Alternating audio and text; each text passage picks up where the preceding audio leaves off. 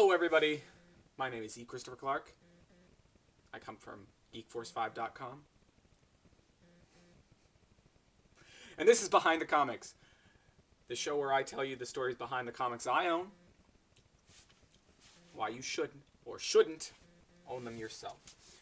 This week on Geek Force 5, we are talking about, or we're supposed to be talking about, I don't know how much I've actually talked about it, people who are brought in as sort of saviors for the comic book industry. Big names. That seems to be a theme in comics in this first part of the new millennium. Bring in some big names. Kevin Smith was brought in for Daredevil. Every time they want to do something cool with the X-Men, seems like they bring in Chris Claremont, an old writer. But I mean, he's kind of a comics writer, so maybe not as big. The big name, Kevin Smith. Straczynski, who wrote on... Is that Straczynski? Who wrote on Spider-Man, I'm pretty sure. Big name. Damon Lindelof gets brought in to write the Ultimate Wolverine versus Ultimate Hulk, which takes years and years and years to actually come out. It's finally coming out now. The big one, probably the biggest one, Joss Whedon, brought on board to do Astonishing X-Men, which is available, his run is available in 4 trade paperbacks. They range, what are they? $14.99, $14.99, $14.99, and $19.99. The last one is a little bit longer.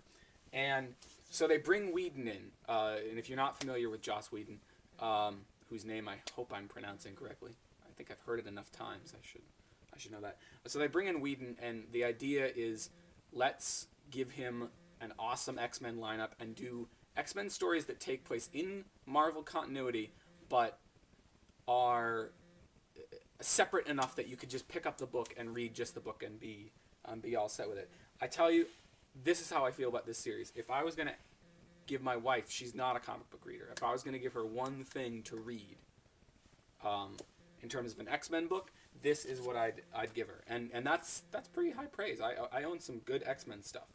But what you've got is a pretty classic kind of lineup. You've got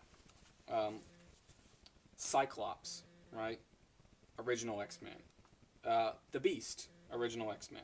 You've got Wolverine. You can't really do an X-Men book without Wolverine. He's just, he's Wolvie. You've got Kitty Pryde, alias Shadowcat, who was always sort of like, she was somewhere between the X-Men and the New Mutants, who were like the students, who were, a few years behind the original X-Men. So she was kind of always in this uncomfortable place. She was kind of the kid of the team. And so she's brought back, and she's an adult now. She's a teacher at Xavier's school. And then last but not least, you've got the requisite villain who doesn't really belong here, but is here in Emma Frost, the White Queen. Starts right in with Kitty coming back to school, and you can tell right away who Joss is kind of fascinated with Kitty. Did I mention Joss did Buffy the Vampire Slayer? I don't know if I even ever said that, and Firefly and things like that. I had never had any prior experience with Joss coming into this. So I'm not a fanboy in the least, but I love what he does with the team. He breaks it down to its essentials. Sentinels, right here in the first few pages. They are a team that is hated by a species that's hated by the world. That comes into play. They're a team that doesn't really get along very well. Cyclops and Emma are together, and that kind of sits funny for readers of the series, longtime readers of the series, and for good old Wolvie, who's not happy that Scott is over Jean, who's dead. She's dead, she comes back, whatever. But that's the great thing about the series. You don't need to know anything except sort of the most basic things about the X-Men. And you don't even really need to know anything. You come in, you get all the basic things here in the first issue. You get Cyclops and Wolverine beating the crap out of each other.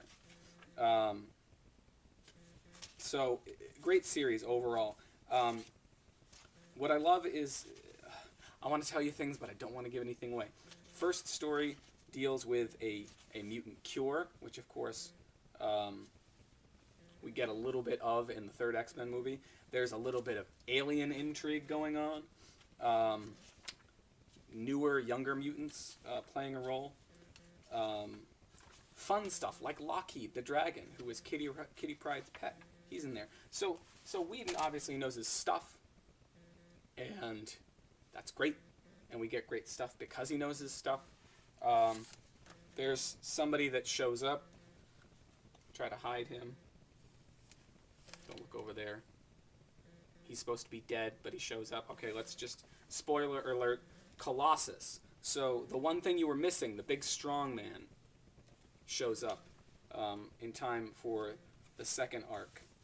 And then we get into this kind of crazy thing about the danger room, this training room that they've all used for years. The danger room actually has a brain, actually is sentient and has feelings and is mad at being mistreated for years and years. And so it's the X-Men versus this thing that has known them, has figured out how to beat them over years and years and years. Great story. Torn, the third volume. Something screwy is going on in Emma Frost's head, and there may or may not be a new Hellfire Club, and it's pretty cool stuff. And then the last one is an all-out space thing. We've got all your favorite characters, Marvel characters too. Like I said, you don't need to know the X-Men to appreciate this, and you've got a brilliant writer, and you've got fantastic art. I mean, it's been a long time since I've read an X-Men title with art that consistently good. And I picked it up in the trade. Probably the best way to pick it up. I mean, who buys single issues anymore? Absolutely great series. And so for me, Joss absolutely delivers the goods and provides us with a great look at the X-Men that anybody can pick up. And so I say, go out and buy it. And come back and check me next time on Behind the Comics. For now, this is E. Christopher Clark from GeekForce5.com, signing off. I'll catch you on the flip side.